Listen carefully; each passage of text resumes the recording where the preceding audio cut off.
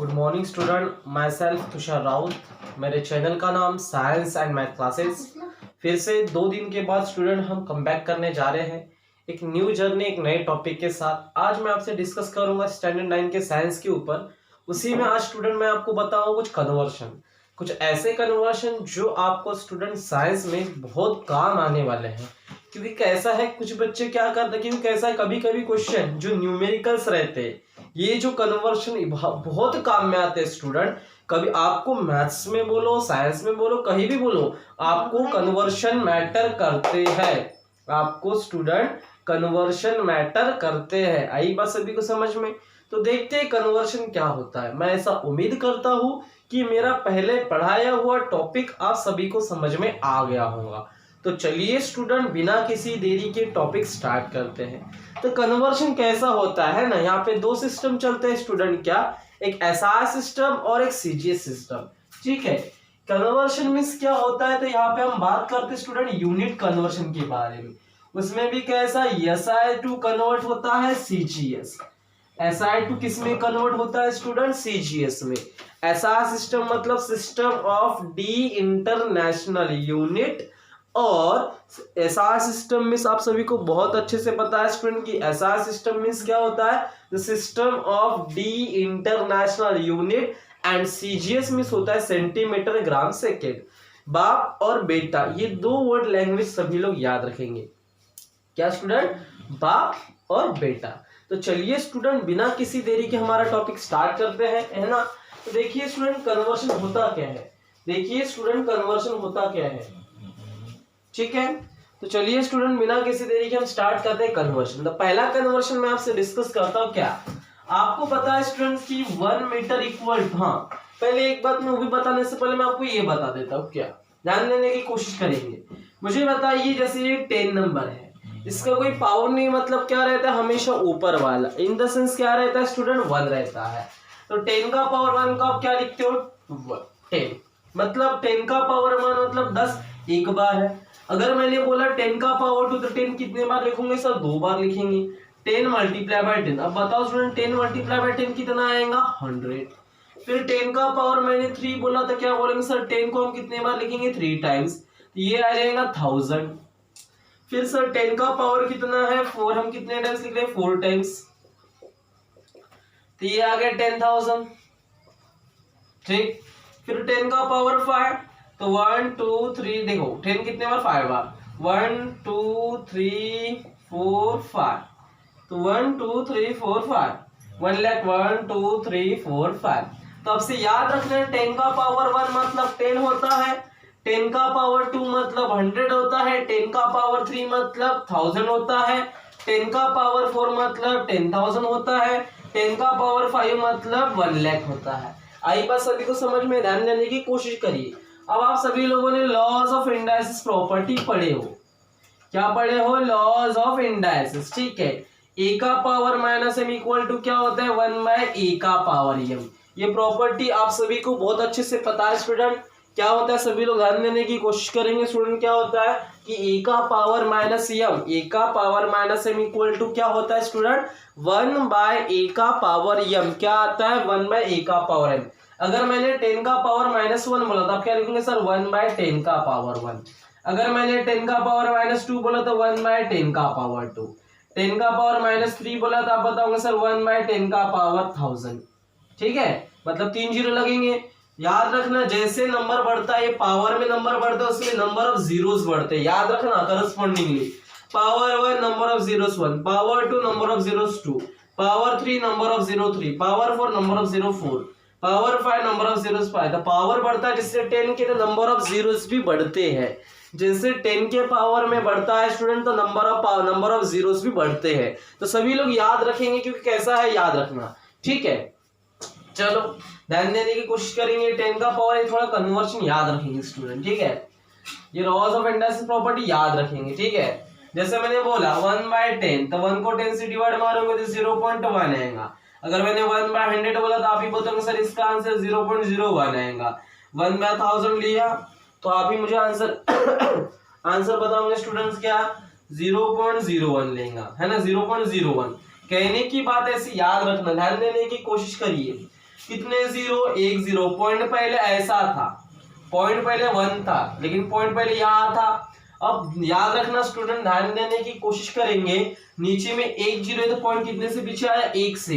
अब इसको ऐसा तो लिख नहीं सकते, साइड में कुछ लेना पड़ता है, कुछ नहीं रहता मतलब जीरो। चाहे आगे जाओ चाहे पीछे जाओ, साथ में रहता है जीरो। इसके साथ में कुछ नहीं मतलब वह जीरो, इसके पहले कुछ नहीं मतलब जीरो है। आई बात सभी को समझ में स्टूडेंट, पहले लास्ट में क्या रहता है, जीरो।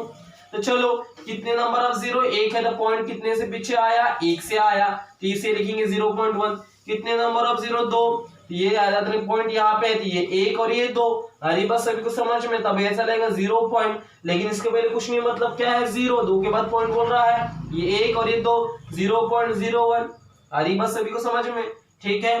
फिर नंबर ऑफ जीरोस कितने हैं, 3। जैसे मेरा 1 है तो ये 1, ये 2, ये 3, ये 3 आया है तो नंबर ऑफ जीरोस कितने आएंगे, 2। याद रखेंगे 0.3 के बाद ये 1, ये 2, ये 3। अरे बात समझ में, 0 0 1 है ना, 3 नंबर ये 1 तो आएगा, 0 0 3 के बाद आ रहा है 1 2 3। ठीक है, आई बात सभी को समझ में, ये याद रखेंगे स्टूडेंट की, ठीक है, ऐसा आपका आंसर आता है।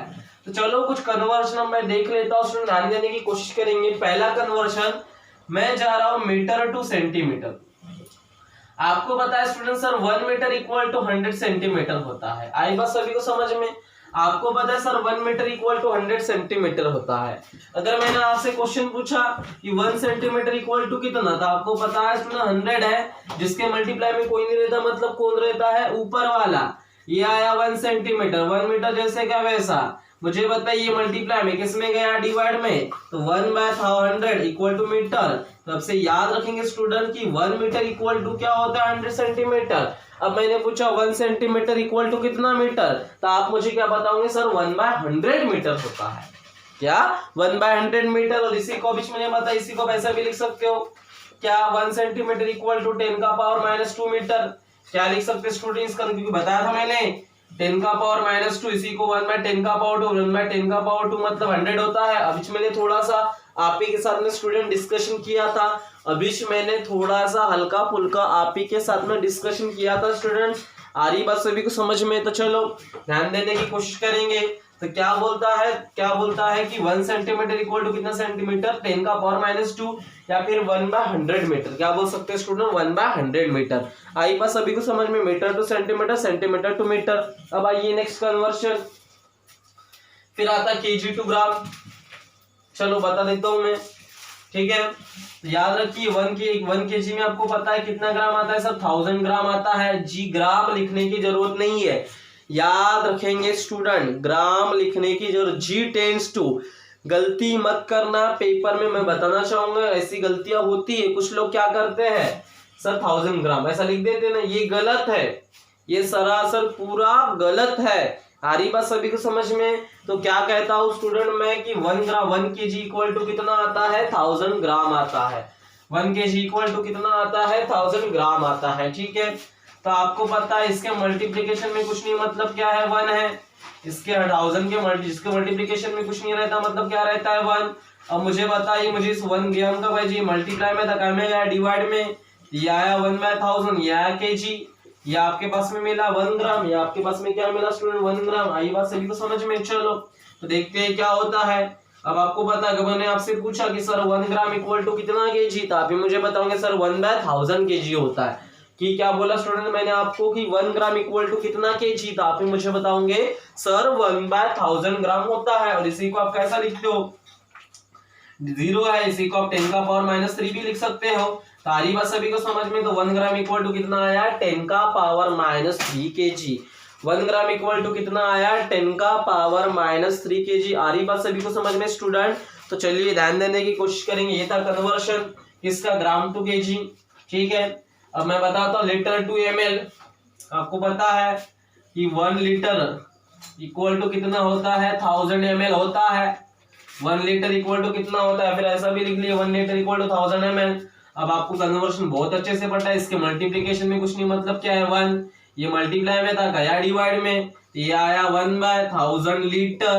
तो आपको अब पता चल गया, आपसे आपको ये भी कन्वर्शन मिल गया कि 1 लीटर में 1000 ml होता है। बस कुछ नहीं करना। अगर मैं 1 ml के हिसाब निकालने जाऊँ तो 1 ml में कितना लीटर सर 1/1000, और 1/1000 इसी को आप क्या लिखते हो 10 का पावर -3 बताया था मैंने। 10 का पावर -3 इक्वल टू 1/10 का पावर 3, और 3 0 है तो ये लग गया 30। जैसे बताया था मैंने अभी, जितने नंबर 10 के पावर में उतने नंबर ऑफ जीरोस बढ़ते हैं, जितना 10 का पावर उतने नंबर ऑफ जीरोस आएंगे। 3 आया, कितने नंबर ऑफ जीरो 3 आ रहे हैं। आ रही बात सभी को समझ में? ठीक है, तो चलिए स्टूडेंट इसी को आप क्या लिख सकते हो कि 1 ml इक्वल टू 10 का पावर -3 लीटर। तो आपको अभी तक पता था क्या कि एक लीटर में कितना होता है 1000 ml होता है, लेकिन अब से क्या याद रखोगे 1 ml में कितना लीटर 1/1000 लीटर या 10 का पावर -3 लीटर। आ रही बात सभी को समझ में स्टूडेंट? चलिए ध्यान देने की कोशिश करते जाइए। ठीक है, 1 लीटर ये कन्वर्शन हो गया है, और कन्वर्शन में बताता हूँ आपको क्या, जैसे फोर्स। ठीक है, तो आपको पता है कि 1 न्यूटन इक्वल टू कितना होता है 10 का पावर 5 डाइन होता है। ये आपको बहुत अच्छे से पता है क्या कि 1 न्यूटन इक्वल टू 10 का पावर 5 डाइन होता है। इसके मल्टीप्लीकेशन में कुछ नहीं मतलब क्या है 1, 10 का पावर 5 जिसके मल्टीप्लीकेशन कुछ नहीं मतलब क्या आता है 1। ठीक है, ये 10 का पावर था, डिवाइड में था काय में, सॉरी मल्टीप्लाई में था, डिवाइड में आया तो यार 10 का पावर 5 न्यूटन, तो ये आ गया ये सब किसका मेरा 1 डाइन का। तो आप मुझे आपसे क्या बताओगे सर 1 न्यूटन इक्वल टू 10 का पावर 5 डाइन होता है। सर 1 न्यूटन इक्वल टू 10 का पावर 5 डाइन होता है, बट हमें ये भी अब पता चल गया कि 1 डाइन इक्वल टू 1/10 का पावर 5। अब इसमें ने बताया कि a का power -m equal to 1/a का पावर m। तो मुझे बताओ 1/10 का पावर 5 इसी को जब क्या लिखते हो 10 का पावर -5 इक्वल टू 1/10 का पावर 5। a का power -m equal to 1/a का पावर m होता है according to laws of indices. क्या इसके according student? Laws of indices. तो 10 का पावर -5 को 1/10 का पावर 5 लिख सकते हैं। इसी को आप कन्वर्शन में क्या लिख सकते हो स्टूडेंट 10 का power -5 newton equal to 1 dyne. So therefore क्या बताऊंगे स्टूडेंट 1 डाइन इक्वल टू कितना आएगा 10 का पावर -5 डाइन। आरी बात सभी को समझ में? तो ये कन्वर्शन स्टूडेंट सभी लोग याद रखेंगे। क्या याद रखेंगे 1 डाइन इक्वल टू कितना 10 का पावर -5 न्यूटन होता है। आरी बात सभी को समझ में? चलिए ध्यान देने की कोशिश करेंगे। ये था स्टूडेंट, आया सभी को समझ में? कन्वर्शन बहुत सिंपल है, कुछ नहीं करने का है। ठीक है, टाइम के अकॉर्डिंग में कुछ कन्वर्शन बताता हूँ, टाइम से रिलेटेड। किससे रिलेटेड? टाइम से रिलेटेड। ठीक है, अब आपको पता है, ध्यान देने की कोशिश करेंगे 1 मिनट में कितना सेकेंड 60 सेकेंड रहता है। अगर मैंने 1 सेकंड का हिसाब निकाला तो इसके मल्टीप्लिकेशन में कुछ नहीं मतलब क्या है 1। ये 1 मिनट जैसे का वैसा आप ही को पता है, ये मल्टीप्लाई में काय में आएगा डिवाइड में आएगा, है ना। तो सभी लोग ध्यान देने की कोशिश करेंगे, ये कन्वर्शन इंपॉर्टेंट है। ठीक है, आरी बात सभी को समझ में? हमारे को उस समय नहीं पढ़ाए गए थे, तो आपके पढ़ा रहे हैं, तो प्लीज नोट डाउन करिए स्टूडेंट, ध्यान देने की कोशिश करेंगे।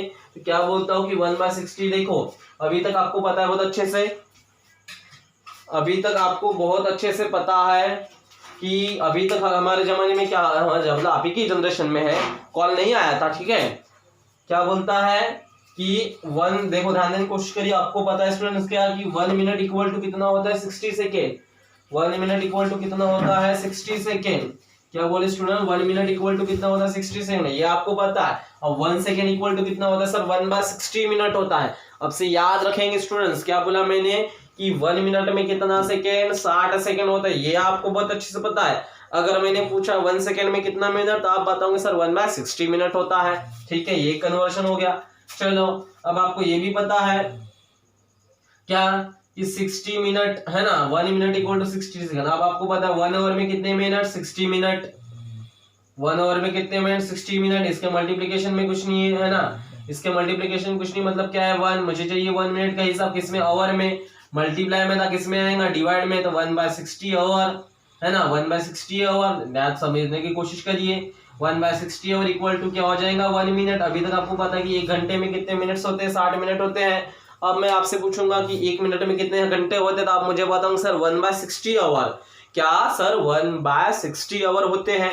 और एक कन्वर्शन अगर मैंने पूछ लिया 1 आवर में कितने सेकेंड, तो 3600 सेकेंड होते हैं। अब मैं सेकेंड का हिसाब निकालता हूँ, इसके मल्टीप्लिकेशन में कुछ नहीं मतलब क्या है 1 है। ये 1 आवर जैसे का वैसा, मुझे ध्यान देने की कोशिश करेंगे स्टूडेंट्स। क्या बोला मैंने, ये 1 है, इसके मल्टीप्लाई में, इकाई में आएगा डिवाइड में। बात समझने की कोशिश करिए स्टूडेंट, ये किस में है, ये मल्टीप्लाई में, इकाई में आएगा डिवाइड में। ये आया डिवाइड में, ये आया 3600, ये आवर में आया तो ये आया 1 सेकेंड। अब से क्या याद रखूं कन्वर्शन कि सर 1 सेकेंड में 1/3600 आवर होता है। ये कन्वर्शन स्टूडेंट इंपॉर्टेंट है, मस्ट बी इंपॉर्टेंट है। आ रही बात सभी को समझ में? इंपॉर्टेंट है इसलिए पढ़ा रहा हूं स्टूडेंट्स, ठीक है, क्योंकि ऐसा फिर बाद में आपको दिक्कतें जानी नहीं चाहिए आगे प्रॉब्लम्स में, ठीक है स्टूडेंट्स। चलो आई एम श्योर, ऐसा मैं उम्मीद करता हूँ कि ये सभी को समझ में आया होगा।